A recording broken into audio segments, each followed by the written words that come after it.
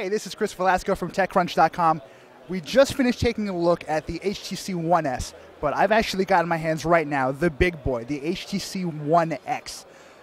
First impressions as far as size and weight and feel, it's really something. It's very, very light, very thin as you can see too.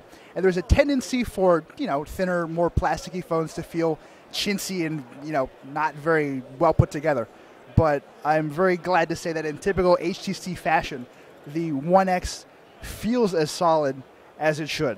That's owed in large part to the really nice materials that they use building it. If you could take a look, you've got this sort of matte polycarbonate finish on the back that turns into a sort of a gloss on the side. And then on the front, almost from edge to edge, you've got this really nice glass that really just adds a quality feel to the device. One of the guys who was on stage talking about the One X said that when he used it, he couldn't resist the temptation to kind of rub his finger along the edge. And I'm having a hard time not doing that myself. Size-wise, it's really not too bad. I've been using a Galaxy Nexus personally that has a 4.65-inch display, and this actually has a 4.7, so not a huge jump. And again, the quality of construction and the thinness of the phone really make it feel a lot smaller than it actually is. Performance-wise, it's no slouch either. It's got, if I'm not mistaken, a NVIDIA quad-core 1.5 gigahertz chipset in there.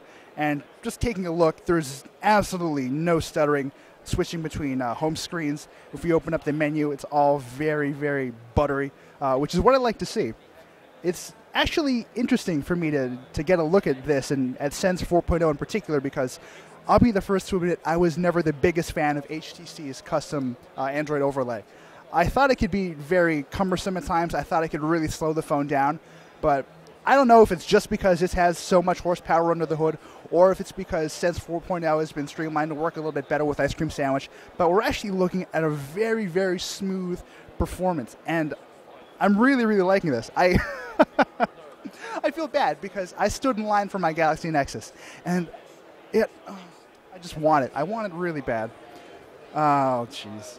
Let's take a quick look at some of the other features that Sense 4.0 brings into the mix. Maybe the last guy we spoke to talked about the Music Hub, but if we go into something like, where is it?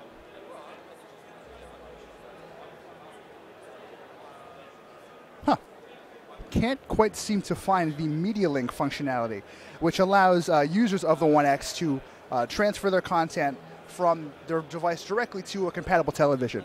I think one of the demos over there has it, but not a huge deal. Really just about getting a feel for the phone. Really, I know I keep saying it, and I did this with the One S too, but this kind of puts the One S to shame. I know HTC has been having a rough time lately. I believe they just recently broke their 6-quarter streak of growth with a bad quarter, Q4 2011. But if they continue to put this sort of effort into creating phones like this and the One series, I don't think they're going to have too much to worry about going forward. I'm going to play with this a bit more. This has been Chris Velasco with TechCrunch, playing with the HTC One X at Mobile World Congress in Barcelona. Thanks very much.